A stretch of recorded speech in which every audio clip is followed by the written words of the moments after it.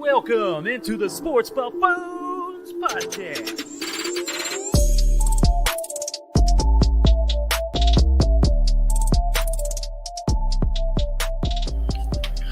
Welcome on in out there, ladies and gentlemen, boys and girls of the world. Welcome on into the Sports Buffoon Studios here out of Lenexa, Kansas. Back once again with the full clan. We got a little bit of a mixed-up combo here. We got Jason JG to my left this time, and Tanner Dawson to my right. What's up, fellas? What's up, guys? Hey, what's up? Happy Missouri Day. This is the day, baby, when they joined the Union way back in the day, like a million years ago. So look at that history class right off the bat. I mean, happy Missouri Day, yeah. You pieces of shit. Look at him, this history class on the Buffoon Show right off the bat, kicking it off. And they're beating the Razorbacks in college basketball right now. Look at that. I don't care about what's going on in basketball right now. That's the least of my concerns on this show because we're talking football the whole goddamn hour. So Crap. that is for darn sure. You got blown out. Hey, what are you guys drunk or what's going on here? I mean, you guys Nah, over the basketball and then a history lesson. Tipsy here, we're set here. All right. I'm not drinking anything because I'm doing dry January, which means no water too. So a whole month of no liquid. I think I'm gonna try that. Yeah, it's a good Can I idea. try that next month? Maybe it's too late now, but I can do it in February. I think Gandhi might have tried that, and he dropped 50 pounds in a couple weeks. So No we'll water. see He what did. happens. What's So, it like? I think it's like 72 hours that a human being can survive without water, or something like that. Yeah. yeah, it could probably go longer than that. Yeah, if you try hard enough. Hey, I'm on January 4th. I've made it this far, so we'll see how dry I can get, I guess. Otherwise, Tanner, let's go ahead and tell the people the news. The news is you've officially won the fantasy football championship in my league. Congratulations, Tanner. He finally did it. Woo! Never thought it was possible. Cheated. May I also say He cheated, rigged. I won the Rotoballer League. Ooh. And I won the ESPN, my first auction draft league as well. That's 3 championships. So you won 3 leagues this year. That's for Tanner. That's amazing, actually. 3. I have 3 things to say about that: rigged, fixed, scripted. But congratulations on that, Yeah, thanks. Tanner. Hey, what I was glad I ended up finishing 3rd thanks to what happened, this previous week on Monday Night Football. I ended up tying in my 3rd place, even though the guy had, Jamar Chase and everybody else on his team still to go. Somehow I finished in 3rd place. I don't know. I think nothing. Yeah, how we feel about that? I'll take it. You know what? It is what it is. It is what it is. It makes up for what happened to me last year a little bit. Very unfortunate. Yeah, so guys, so we do have a lot to get it on with here today. Like I said, talking all football today, of course. Fantasy is done with. If you guys are still playing fantasy, you guys are buffoons. Not the good way like we are. So you guys got to to be quit that. that way. Yeah, because I just loved it. I was obsessed with fantasy. I just wanted to prolong it, but week 18s just doesn't feel right. So, I had to get that out of here. But hell, even week 17s these days doesn't feel right because you never know what's going to happen. It seems like the past 2 years have been wacky. True. But kick it right off, you guys. We have quite the situation that's unfolded here this week, running into the postseason and how things are going to unfold in the seedings and this and that regarding what happened, obviously, Monday night in that game, which was just a horrific incident that went on with Damar Hamlin. So, I mean, obviously, it's one of those things that we've never witnessed that as fans of football in our entire lives. This happened at some point, I guess, in 1971.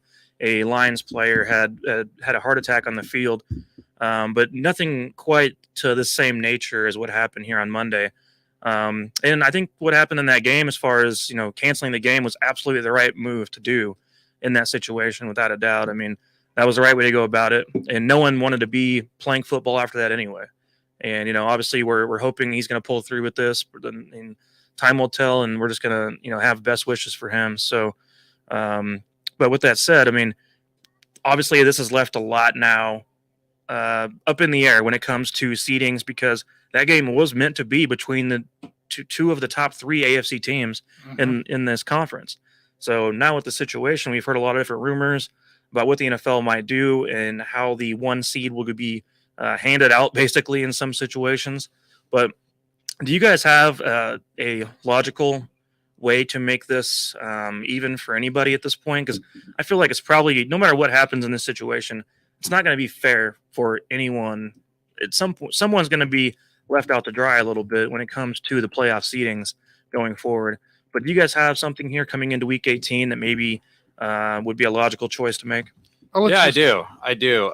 First, I want to throw out as far as DeMar Hamlin. Our thoughts are with you, Big my time. brother. We want you to get better. We want you to have a speedy recovery. We've had reports of a little bit of good news coming out that he doesn't need to be given as much oxygen as he did in the beginning. But obviously a great player. Wish him a speedy recovery. Also, a shout out to the first responders that were on the field that night that did their job and brought him back to life, essentially. I do take a little bit of issue with all these people out there that are giving all the credit to the NFL and how they handled the situation because It's not NFL. it's kind of like you didn't have a choice, right? So don't give credit to Roger Goodell. Don't give credit to the NFL. They didn't do shit, right? Zach Taylor was interviewed, and he said that when he spoke with Sean McDermott said that, I shouldn't be here coaching this game. I need to go to the hospital right now. So let's pump the brakes on giving the NFL credit for something they didn't do. This was the Bills head coach saying, I shouldn't be here. And all the players on the field were in a situation where they didn't feel like they could finish this game. So it is what it is. Now, the NFL followed suit. They basically said, okay, yeah, we'll agree to, postpone the game. But They had no choice. They had no choice. So Players weren't gonna play. please, Refs weren't guys, gonna stop ref. giving Roger Goodell and the NFL all this credit. They didn't do shit, right? Like No. they did what they had to do because they had no other choice. But in terms of how to handle the playoff situation, so I had my three options, which I will lay out here. And then I've since found out that there is a fourth option that I will talk about afterwards. But first option, everybody's already heard about it by this point, and that is to call it a draw. Boo. If that happens, I feel like you could delay that decision until the Chiefs play their last game against the Raiders, because that would depend on, how do they want to do this? Because if the Chiefs actually lose to the Raiders, then I could say that it's more likely that they could call that game a draw, because then the Bills could still get the 1 seed. But that's number one. Number two is to eliminate the bye week before the Super Bowl. I think I heard Stephen A. Smith. We all believe that he's a great NFL mind, as I'm sure all of you do out there. Genius. Maybe he stole the idea. I don't know. But his idea was to eliminate the bye week before the Super Bowl altogether, push everything else back, play out the regular season as scheduled, and then just finish the Bengals-Bills game 1 week after the regular season ends, and that's the only game that will be played on that week. All right, so basically it's adding on a week 19 just for one game, obviously. Yeah, and basically the rest of the NFL gets an extra bye week, so all the playoff teams, they can get healthy, which that would be a good thing in itself. In that scenario, though, don't you think week 18 would dictate a lot whether or not that week 19 game would need to be played anyways? I mean, no, absolutely. I mean, we're sitting here talking about this, and let's say the Bills go out, and let's say that they do take care of business against the Patriots here in week 18. Chiefs, for some reason, take a loss to the Raiders. At that point, at least on the Bills' standpoint, they're not as interested in playing that game. Correct. On the Bengals side, They're very interested in playing that game now. well, as of right now, yeah. But I mean, on the Bengals side, they're going against the Ravens this weekend. Yeah. In week 18. So I mean, depending on how that game unfolds, it might make that game irrelevant depending on how things play out in week 18. Same time, it could be the other way around, where that game actually dictates everything, in the seedings going forward. But wouldn't it be hard? I mean, to basically give every team in the league a bye week going into the playoffs, besides It'd be very the tough. Bills and Bengals? Very tough. It'd be very unfair to the Bills and Bengals as well. To Right. give That's what I mean. an extra team like the Patriots, Because then for everyone instance, gets a bye week, or the Ravens. going into the season. Lamar could be playing in week 9. What we Right. consider week 19. So Yeah. So then my third option was to just basically do what the NFL did, which was let the organization decide. What do the Bills want to do in this scenario? And you could totally leave it up to the Bills organization to say, do you want to play this game? If not, we're going to call it a draw. If you want to play it, here's when it's going to happen. And that leads me to the fourth option, which I just heard a little bit later in the afternoon, which was to do like a Wednesday game. So you just you play out the regular season, but you don't delay anything. Now, we've already got precedent for this because during the pandemic, we had Tuesday games, we had Wednesday games. Yeah. We had games whatever day you wanted, basically. And so you could actually do that and not interrupt anything. Now, if you did have a Wednesday game, if you had a Wednesday game, I think that for the Bills and the Bengals' sake, you would have to push their games back to a Monday night playoff game to just give them a little bit extra rest. But I don't have a problem with that scenario either. That one I have a little bit of an issue with. Well, I think the players would have an issue with it big time because we already hear about them complaining about Thursday games not being enough recovery time because they're going like Sunday night, Sunday afternoon to Thursday. I mean, we have two teams who are already concerned about safety, obviously, after what they just witnessed. Now you're making them play 2 games in a span of 4 days like that. They're not going to be comfortable with that. And I don't have a problem at all with these ideas being thrown out. I'm just like, I don't think that there is a great, perfect idea that's fair to everyone in this situation. I don't know. I don't see one. I don't see one other than, obviously the idea of like you could flip a coin, and just say the game's decided by that. And then we move on and act like it never happened. And that's why I like option number 2 the best, because there's no issue with rest. In fact, all of the playoff teams, except for the Bills and Bengals, will get an extra week of rest. Everybody's going to be fresh coming into the playoffs. It'll actually make the NFL look good because they're giving all of these teams enough rest, and they're going to sort of celebrate DeMar Hamlin, if you will. Like, now, a lot of that depends on how his recovery is going and things like that, but they could just make it like a one-day event, and it would happen 1 week after the regular season ends. And I think that's my favorite thing to do, because then you can just not have that bye week before the Super Bowl. And when we talk about bye week, guys, we're not just saying there's a playoff bye week Super Bowl. There's a thing in the middle there. It's called the Pro Bowl. No, nobody gives a shit. Exactly. And guess what? I looked on the league. Which is not even going to happen anymore, by the way. It's a skills competition. So I looked it up, and being the first year of the skills competition, I looked up on Legion Stadium, just curious of their event schedule, because that's where the Pro Bowl is at this year, is in Vegas. There's nothing after the Pro Bowl until March. Guess what you can do? You can push that Pro Bowl off 2 weeks, and guess what? Maybe you'll get some players from the Super Bowl teams as well, and that would up your views, essentially, because you would have those high-quality players in that Super Bowl, or from the Super Bowl in the Pro Bowl for the skills competition. So there's ideas there to help the NFL, help the players out. But in the end, guys, it really comes down to, the players of the NFL. So I think the bottom line is that's what it does. The game needs to be played. It does. If the Buffalo Bills want to play that game. That's what it comes in. If they want to play it, then that game needs to be played. Because even Joey B said there's a mixed discussion in the Bengals locker room of whether or not they want to play this weekend against the Ravens. Well, I mean, if something like that is to go down where they don't feel like comfortable playing this weekend, then all bets are off. It's off. All bets are off. At that point, it's null. It doesn't really matter. I mean, at that point, you're throwing in the towel on the situation, in my opinion. At that point, you could even hand the Bills to win, I guess, if you wanted to. But I find it hard to believe that game's not going to happen. Bengals Ravens. No, right. There's no reason not to. Joe even said it'd be tough to go out, but he still would like to go out. They still want to play football. Mm-hmm. That's their escape, right? It's going to be tough for both of these teams. It's going to be tough for go play again, of course. Not even these teams, like the whole NFL. There's a lot of players have connection with Hamlin.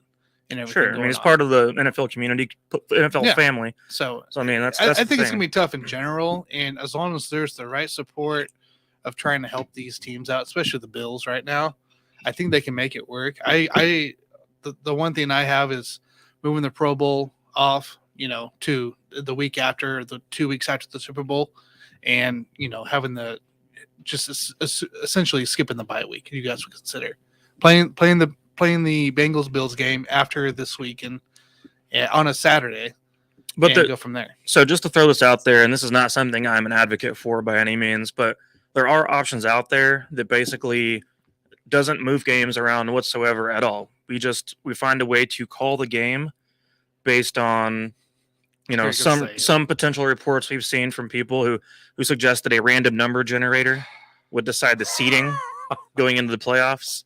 This is one of the most embarrassing things to come out of the NFL. And so, I mean, those are things that they could come up with, I guess, and pull out of their ass, and then, let's see what happens. He's going to call you up and be like, "Hey, you're the 2 seed. You're okay." It's like me whenever I do a draft order in fantasy. You guys just trust that I didn't, manipulate the numbers, right? But you do every year. That's what I'm known for, right? Every year I get on there and I start click. Nope, that's not the one I want to click again. I'm learning Python, which is a programming language, right? And essentially, the other day I created a random number generator. Okay, I can do this from learning Python and within a week. You should do a lottery like the NBA. We could do that too. But now we're getting to the silly part of random number generator. It's pretty much like you and I talked about rocks, paper, scissors, right? Do I go and shoot or not, kind of thing. If you held an ESPN, we're talking rock, National paper, Football League. This isn't the XFL where Josh Gordon's going, right? This isn't the AF. What is the other one? Well, I mean, we had the Arena League. They're not the Arena League. Oh, the USA. UFL. Right? UFL. Yeah, I know what you're talking about. The new one that's continuing, continuing on. It's not those leagues. This is something that millions and millions of people. Yeah, thank you, USFL. They're not going to do the random number generator because that'd be so embarrassing. Then they're basically showing their hand, which is that the games are scripted anyway. Because guess what? If you just throw seeds out there and the seeds don't matter, then everybody's going to know it's scripted because you can just make whatever team win that you want to win. Jeremy. From Kneecap Bite when Jeremy spoken Jeremy B says, "Good evening, gentlemen." What's up, Jeremy? Thanks for coming in, dude. So yeah, thanks for hanging out. But yeah, no, like I said, obviously there's no easy answer to this here, and it, like I said, it's really going to fall down to the players, essentially, of what they want to do and how they want to treat it. Yeah, I mean, we can go about it that way, but the decision has to come very quickly. I mean, we could talk about leaving it up to the players, but there can be no indecision going forward. I mean, the NFL does need to set a schedule, set an idea, set a plan, and start to execute it beginning basically Friday. I mean, as of like Friday, we need to have plans in place for what they're going to do. I was going to say Tuesday.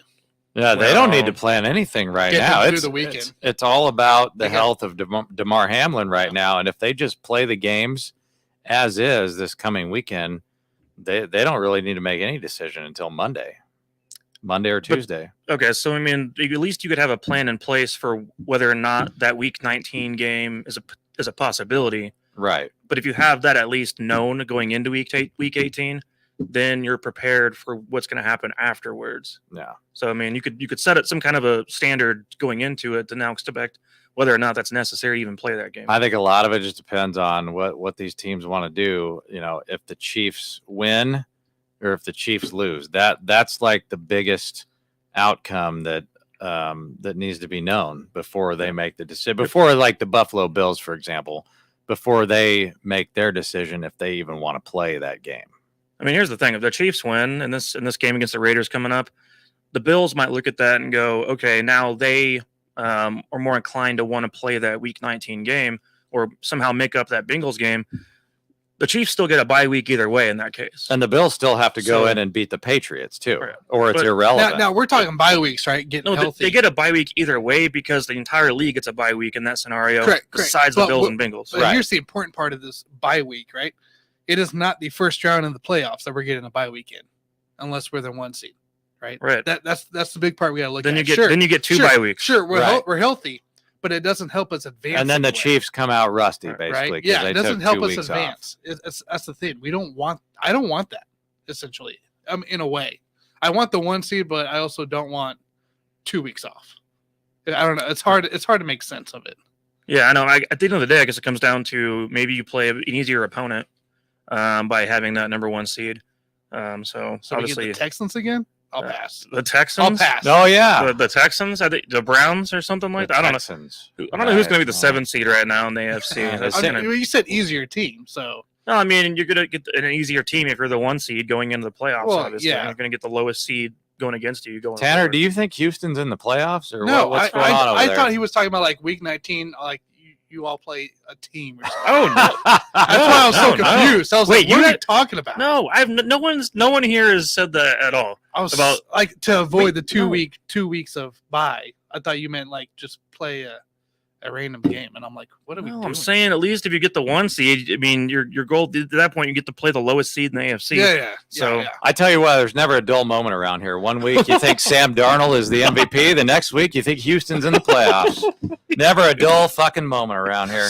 I was just lost at what he was talking about. He thought the whole league was going to play week 19. I thought he was talking about the whole league playing week 19. If that's the case, we're starting up the fantasy league again. I know. We're going on. We're going to play this week. I don't want to play the Texans if that's the case. So. Oh Jesus! I don't need to hurt us anymore. No, it's a good thing we have special moments on this show every once in a while. Lord. It gets the best of us. Well, anyways, I guess the funny thing is we sit here and discuss this whole thing, and I don't even think the three of us agree on necessarily the perfect idea. How to fix this situation. Because at some point, I really feel like someone's going to feel left out. Someone's going to feel like they got the short end of the stick. It just is what it is. It sucks. You're not going to please everybody, essentially. Yeah. And here's the thing. I think as a Chiefs fan, if the Chiefs are the ones that are the ones getting the short end of the stick, oh well, we'll get over it. We'll be fine. Like, let's go win games. At the end of the day, that's all I care about. I'm not that concerned about having the 1 seed. The 2 seed is going to be just fine. We can handle it. I'm not that worried about it. Yeah, and if you go ask Patrick Mahomes and Andy Reid, I'm sure they're not overly concerned either. So yeah, we'll figure it out. So I mean, at the end of the day, if we're the best team in the league, we'll go win all our games we need. So that's the way that I see it, Win the games in front of you. So, well, anyways, you guys, now that we got all that randomness off our chest, we got to dive into our easy money bets of the week. Because we're kind of coming down to the end here on our picks for the season.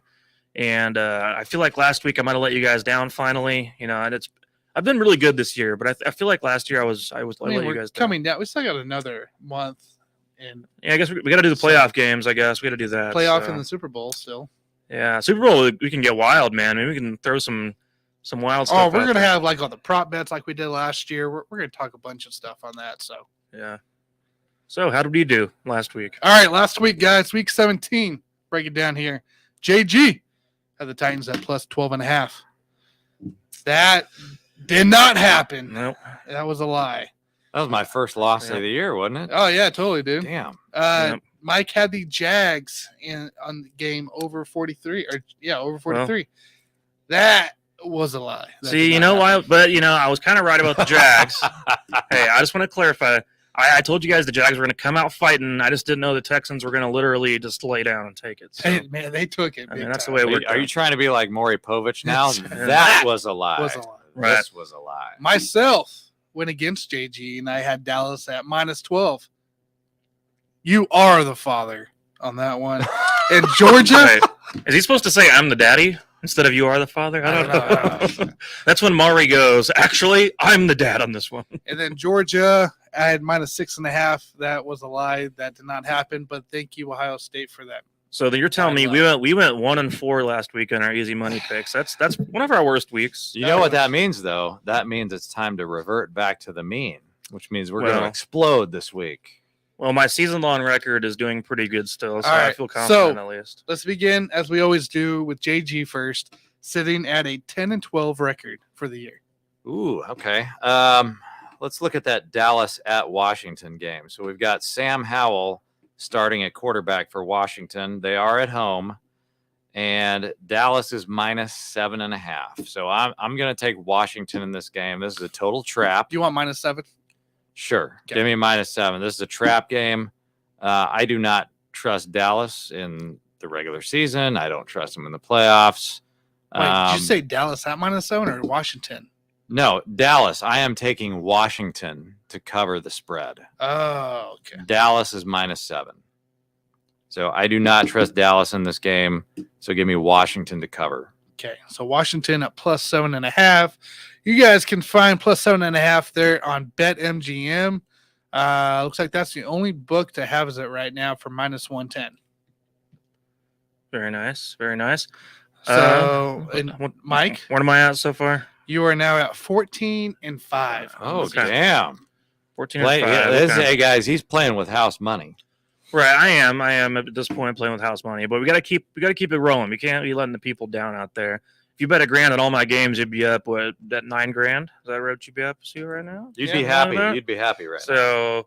So, this week I was looking at the list. It was kind of a hard one to pick from, and there's a few games that I was really interested in the Dolphins game being an over 38, but I'm not touching Dolphins because they burned me twice this year. So they lost last week too. The week before. No, I hate betting on the Dolphins to do anything right now. So I actually really like taking advantage of a situation in this case, and I'm not trying to be I don't know what the word for this, but I like the Ravens in this situation against the Bengals going into this, and the Ravens are plus 7 in this game. And you guys know the NFL. I mean, how often most games are decided within a touchdown. So with that said, given the situation at hand, I feel like the Bengals' mind is not it's not on football right now. You're going to have Lamar running around out there now, playing in the game? No, well, Lamar's not playing, actually. Oh, he's not playing. He is not playing. It's going to be Tyler Huntley still right there. That's interesting. Running around. So, I still agree with you. I still like the Ravens. I hate the pick. I like the Ravens. You hate it? To take advantage of the situation and kind of get the Bengals while they're not focused entirely on football. So that's what I'm just going to say on that. So we got Ravens plus 7. You can get that minus 110 across the board. Minus PointsBet and DraftKings. They do not have the spread on this game at all. So myself, I'm 13-23. Just keep kind of going around it here. The one game 13-23. Yeah, dude. I put a lot of bets out. I thought I was bad. I put a lot of bets out. Oh wait, I'm still above 40% though. He would have lost people $10,000 if they'd bet with him in this season. Hey, a lot of mine were plus on the wins. Okay. Yeah, I know. Okay, plus you had some of the plus pluses. 2. I had a few pluses in mine. Mine were plus odds. His main problem is he bets on too many college games. I know. Doesn't know anything about college His football. college picks this year have been awful. Actually, I haven't been bad. I'm going to go through and count. At least I admit it. I will tell you I don't know anything about college football. That's why I do not give you betting advice on college football. Right. All right, I'm going Jacksonville minus 6 over Tennessee for the final game at home. It's probably a good one. Big division game. Tennessee struggling. Jacksonville will be closing out the season on a 7-game win streak? 7-game win streak. It's looking pretty sharp, and Trevor Lawrence is looking really good down the stretch of the season.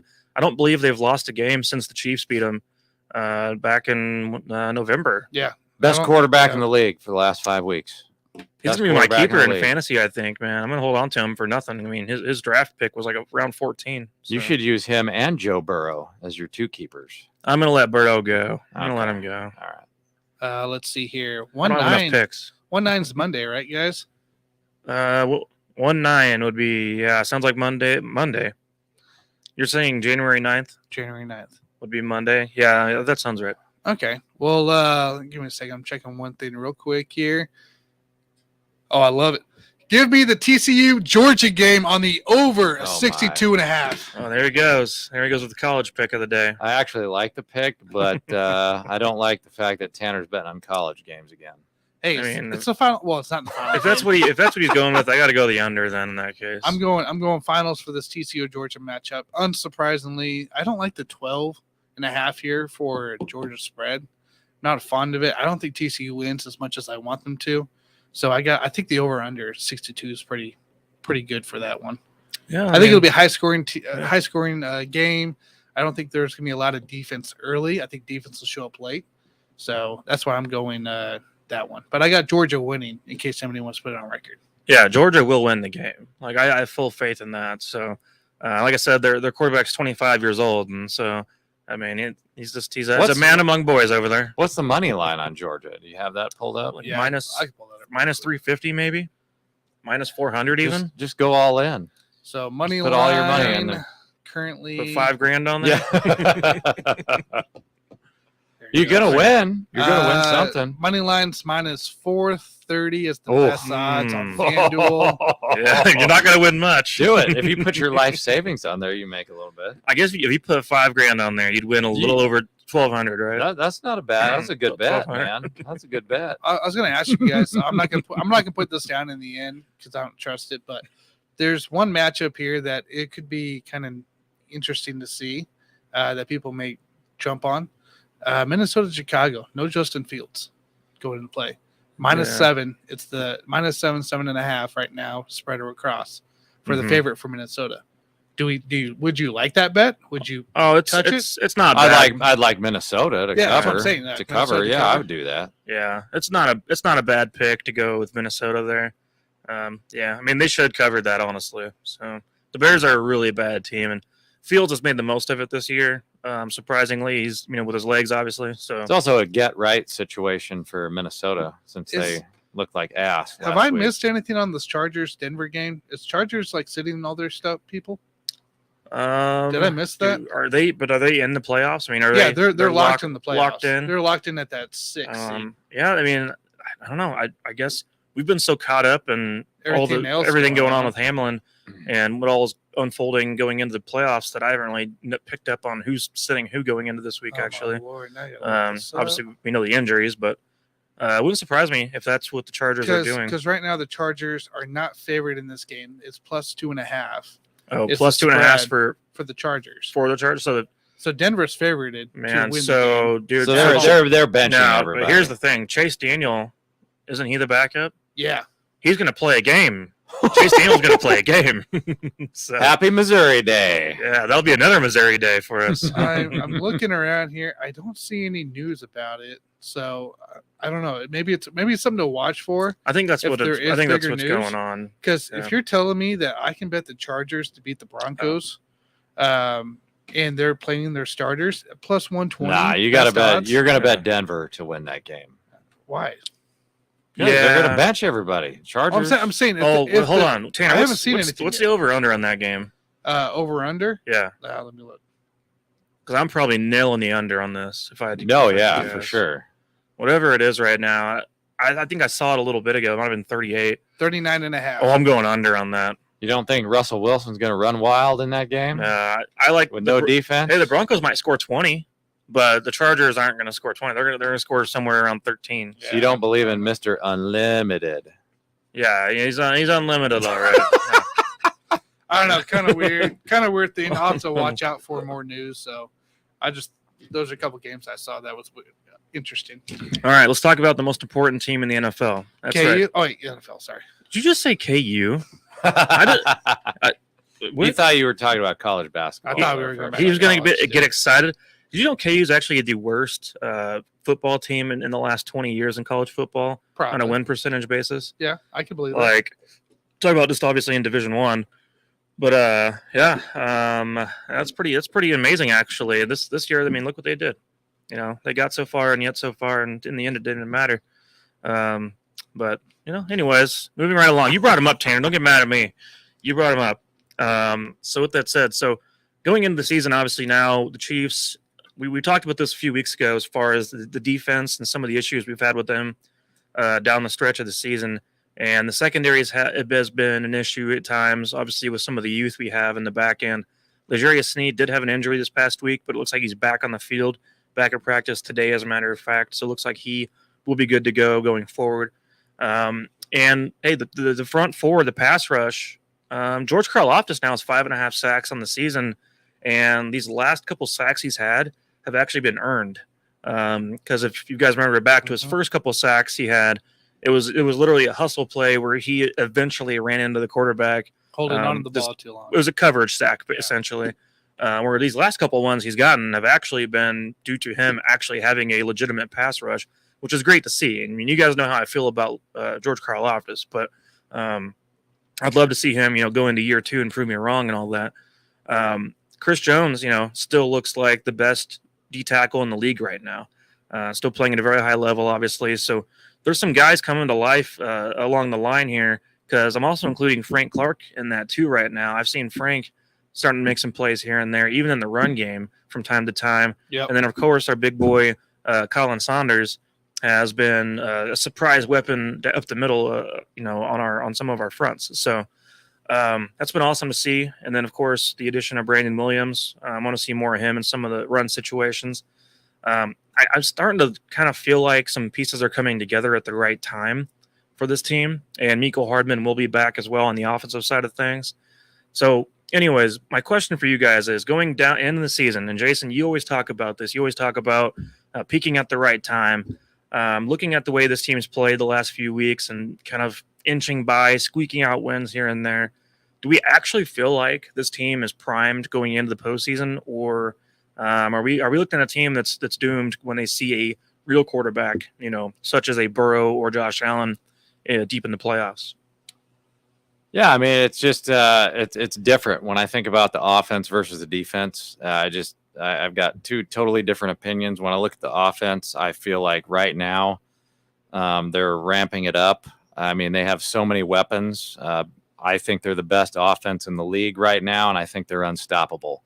Now, you look at when they play against teams like Denver and Houston, and you think, well, my gosh, they barely beat them. They can't even beat the Colts, right? But then they play like a really – I thought Seattle was a good team, even though they didn't have Tyler Lockett at the time. They play a little bit better against the better teams like Seattle. And so I just think that the playoffs are a different story for this offense. And I think the offensive line looks great. Joe Thuney actually was in practice. So I was worried about that when I saw him come off the field the other day. But it now looked worse than it ended up being. Yeah. So the Chiefs got lucky there. I mean, as long as that O-line is intact and you have all those weapons. I mean, Mecole's back. Yeah, you alluded to Mecole coming back. If you're an opposing defense, who in the fuck are you going to try to stop? I mean, there's just too much. First of all, who's going to stop Jerick McKinnon? To me, that's like the first guy that you have to stop, right? Because he's scoring on a weekly basis. Yeah. And he's basically a wide receiver now, not just a running back. It is amazing to me the teams have not figured out a way to actually key on him yet. I mean, he's got 8 receiving touchdowns at this point. Leads the league in running back receiving touchdowns, even over guys like Eckler. Yet somehow teams are just ignoring him, letting him run wide open out in the flats. 2 years in a row. It's because it's Jerick McKinnon. Like, he's a lifetime backup, and I just don't think he has the respect. He doesn't have the respect, and even if he's earned that respect by now, well, you can't key on him now because now you got Mecole Hardman coming back. I mean, it's like they didn't really even use Juju last week. I mean, it's like you can't really figure out like who you want to stop on offense, and that's why they're so deadly. Is because Mahomes is great at spreading the ball around. And as long as he's got protection, that's the main thing for me, because that's the only way you can stop this Chiefs offense is if you can figure out a way to get to Patrick Mahomes. And if this offensive line is on point and you can't get to Mahomes, I mean, you're screwed. I mean, like they're going to get whatever they want in the playoffs. They're not going to play down to the level of their competition like they did against Houston and Denver. It's just not going to happen. Now, on the other side, though, defensively, I don't have a lot of confidence right now, except for the fact that I cram it down you guys' throats every year. The fact that Steve Spagnuolo somehow, some way flips a switch late in the season. I mean, traditionally has shitty ass defenses earlier in the year, figures out a way to flip the switch. And listen to a interview the other day with Trent McDuffie on the fact that he was really focused on, he believes that their defense is focused on trying to turn the ball over a little bit more to try to give the ball back to number 15. And so for me, it's all about turnover differential. And so offensively, I think we're going to get better. I think that we're going to figure out a way to reduce turnovers by the offense in the postseason. The big question mark for me is, will that defense step up and create more turnovers in the playoffs? And I don't really know the answer to that right now. But if they can do that, and all of a sudden the Chiefs can flip the switch on that turnover differential, that's going to be game over, guys. But that's the biggest question mark for me heading into the playoffs is what's going to change, or if anything, with that turnover differential. Yeah, that's a great point, because it's actually they've been aware of it for a while now. Yeah, we've had other players talk about it. Justin Reed's even talked about not getting enough turnovers, and they're kind of having this hope in the back of their head of, okay, we're due to, we always talk about regress back to the mean. Well, they're at some point due to revert back to the mean of just average turnover production across the league, because it's not like we have a bunch of guys who don't know how to play the ball. I mean, and the funny thing is Nick Bolton has been more of a ball hawk lately. And of course, L'Jarius Sneed had a great play this past week too. But just looking at the defense in general, I think these young corners are so focused on not allowing big plays that they're not also taking opportunities to know when to get their head turned around to make a play on the ball. And I think that's something that we're kind of seeing unfold as the year's gone on, because Joshua Williams hasn't done a whole lot in the turnover department. I think he has one on the season. Jalen Watson had one in week 2, and I don't think he's had another one since then. I could be wrong. Trey McDuffie, he's not had one yet to this point. And those are the guys I think they need to make plays, as well as a guy like a Justin Reed, who is a veteran in this league, who has talked about making turnovers and just not getting it done. And then, of course, Thornhill's had some bad luck on his turnovers in the past. We're having penalties, reversing calls, things like that. I think that combined with forcing some more fumbles would go a long ways. And, if we can get Willie Gay and Nick Bolton to start jarring balls loose, then that's really going to make this team unstoppable, because you're telling me this team is going to be negative in turnover differential, yet win 14 games. I don't know if that's ever happened before. That'd be the number 1 seed, potentially. And potentially be the number 1 seed. We're going to have to look this up here after the show or sometime before the postseason begins, but I don't believe a team has ever been negative in turnover differential and won 14 games, or even 13 for that matter. It's really hard to do that, as a matter of fact. So, Tanner, looking at the situation and looking at the Chiefs right now going into the postseason, the time is now. The time is now to be who you are. Do you see this team priming at the right time, or is this a team that does have you worried going into the postseason once we face some of those great teams in the AFC? I think we're coming, or this last 4 games has been all mediocre to bad teams, has been a blessing for this season, just because of where we started so early with such a tough schedule going through 9 weeks. That we're able to turn it around, get our scheme right, get the players we need out there to get some confidence. I think we're blooming at the right time, honestly, for this defense as well. I think the pass rush has been there the last few games, kind of nice to see, and it's been more than just Chris Jones coming into play. Willie Gay also had a great tackle for loss last week going into play. So, there's a lot of confidence here going into this defense that just needs to continue to rise. And may I remind you, we beat Justin Herbert twice. Okay, so that's a positive right there. Right, this defense is able to hold their own when it comes to time.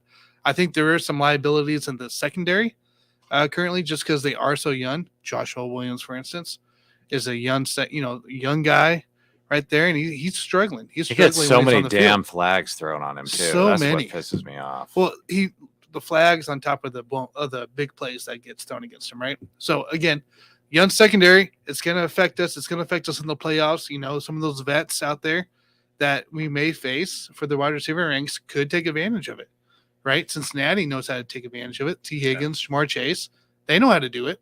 So it's going to be more of, hopefully there's a little bit more, matureness going on in the secondary right now, a little bit more awareness, because I think that's where our struggle is going to be. I don't think necessarily it's going to be the pass rush. They're not going to get there every time. So it's going to be really up to that secondary to make sure that they're on their top game almost every single play. Yeah, they got to be opportunistic. And that's something that it seems like some Chiefs teams have been in the past.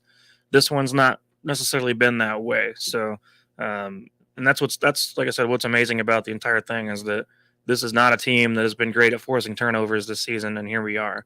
So, if we can get those things figured out a little bit, then we're looking real pretty going into the postseason.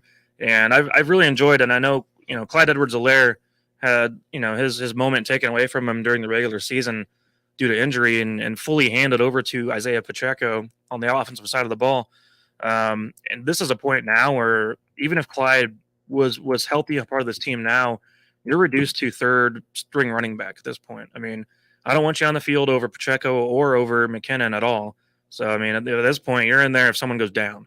And you've lost your job at this point because those guys are just producing. They're doing the things we wanted to see Clyde do, especially in the receiving game back when he was drafted just a couple of years ago. Mm-hmm. So that's a crazy part is McKinnon at 30 years old is literally doing the exact role that we thought Clyde could do when he was taken 32nd overall by the Chiefs just a couple of years ago. And he's never been able to produce in that fashion. So that's kind of the writings on the wall for his future anyway. Oh yeah, he's not coming back on that part. Yeah. So, well, Tanner, any other thoughts for the day? Give me a second here. I'm looking for the turnover. What's our current turnovers? What do we got? Well, I'm trying to find it. See, I told you before the show I was going to leave my phone over there. I was going to go raw. I know. And here we are. I could have my stats pulled up and everything, but all right, defensive interception. So, well, I know we're in the negative still. I think we're somewhere around -4, maybe somewhere in that we're range. at 12, and then fumbles. Should be a turnover differential rating on there. Is that right? 21. Fumbles recovered by team. Oh, that's not. I don't want to do the offense involved though. I'm trying to find turnover differential, Tanner. I'm trying to find our total turnovers on the defense. So if you go to ESPN stats, it'll be on there. So looking at it here, real quick here. So we asked about the lowest turnover ratio in the season, right? And I don't think I'm looking at the right stuff. So never mind. Forget it. Because there's no way the Packers 3 years ago had the lowest turnover ratio. I was at 15. Well, no, my whole point of bringing that up, though, Tanner, was just that I don't think a team's ever won 13 or 14 games while having a -3, -4 turnover ratio. I'd be really shocked if that did happen. And I'd be curious if it did happen once or twice, who it was and how far they went in the postseason. Because I don't think I've ever seen it happen before, because rarely does a team win 14 games anyway. Maybe one team per year, and that team's always in the plus on the turnover ratio. So, like I said, it's going to be something we're going to have to look at maybe after the show. Maybe we can put it in the comments or something for people. That way they don't stare at us being buffoons on the internet all day. Yeah, I mean, that could be a while. I do want to make one comment here for my K-State fans that are out there. The Kitty Cats might be something this year for basketball. So they just blew away Texas last night, blew them away. So I think the Wildcats go from worst to a potential. So wait, hold up. You're a KU fan and you're going to start betting on K-State basketball? What the hell's wrong with you? Yeah, when they're not playing KU, I'll bet money on them all day. Have you not seen what they've been doing? Yeah, I've seen it. Yeah, they've just crushed Texas. I just want to know if you're going to start betting on K-State basketball games. Yeah, I'll bet on K-State basketball games. They're going to make me money. Well, are they better than Missouri right now? Oh, Missouri beat Kentucky. What does that look about? Dude, Kentucky sucks. And now they're losing to Arkansas. So Missouri's doing good this year, though. I mean, they're doing a lot better than what they did last couple of years. They're pulling a KU right now is what they're doing. A KU in football. Okay, football. Okay. They're pulling a KU in football. It's like that. They're one loss. They're doing all this crap for show, but in the end, it's going to be pretty big failure, just like KU football. So Missouri's 12-1, and their one loss was a double-digit loss to KU. So, just so you know. All right. Well, so that means all the three major schools in the metro are doing pretty good. I just want to state out there for the Wildcat fans to have a little hope. Like they're going to be an issue this year. So. It's kind of nice to see for another series of it going from football to basketball. Hey, I'm already ready for K-State football again. They got some great recruits coming into place, and it's going to be fun to watch them evolve because they got a lot of good guys. And even with the Deuce Vaughn choosing to go pro, they got a great running back right behind him at K-State. So I'm not concerned at all when it comes to that. They're going to be having a good future for that program. Yep. No, they'll be fine. They'll be fine going forward. So.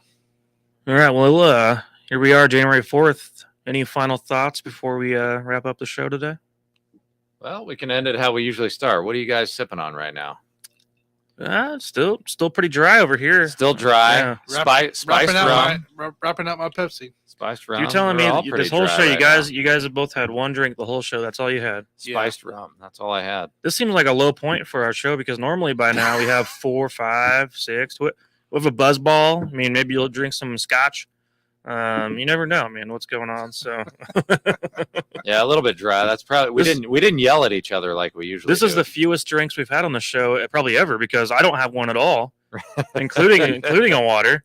Look, despite of what happens with this Bengals-Bills rematch game or whatever continuation coming into play, I feel like next week's show could be very interesting going into play. because we could be talking different stuff about maybe potential coach changes, as well as some changes going on. I'm ready to talk about Mike McDaniel getting fired by the Dolphins. Yeah, what is that, by the way? So that's going to be my favorite topic. Where did this rumor come from? If they lose the game, he might be fired. Is this like there? real? No, he's not going to fire. There's a rumor out there that the ownership thinks he's phony. And so if they think he's phony, then ownership thinks he's phony. Yeah, and if they lose this, they're going to pull the plug on it and you just cut it off before it gets too late. So, no, because you can't fire an African American coach after 1 year. That's not fair. Well, that's happened. Not fair. Hey, the Texans did that to David Coley, and look what happened to them. That's true. They got look at that. That's why. We got to talk about this next week. We ain't got time for that this week. Okay, whatever this you will turn say. into like a 2-hour show if we go over that today. Yeah, that's fine. All right, fine. No, he's not getting fired. That's not going to happen. There's no way. All right. Well, I'm done if you guys are. So out there listening, thank you so much for hanging out for a bit, and I'll see you guys on the next one. Outro. See you guys.